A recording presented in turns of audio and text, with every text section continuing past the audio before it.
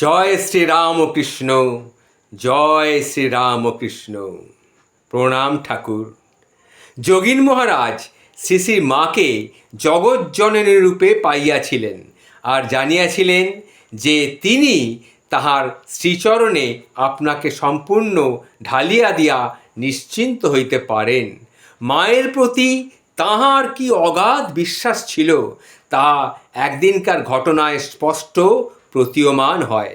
শরৎ মহারাজ একবার তাহাকে বলিলেন, যোগীন, নরেনের সব কথা তো আমি বুঝতে পারি না। কত রকম কথা বলে, যখন যেটাকে ধরবে তখন সেটাকে এমন বড় করবে যে অপরগুলো একেবারেই ছোট হয়ে যায়। তখন যোগানন্দ বলিলেন, শরৎ, তোকে একটা কথা বলে দিচ্ছি, তুই মাকে ধর, তিনি যা বলবেন তাই ঠিক। এখানেই ক্ষান্ত না হইয়া তিনি তাহাকে মায়ের নিকট লইয়া গেলেন।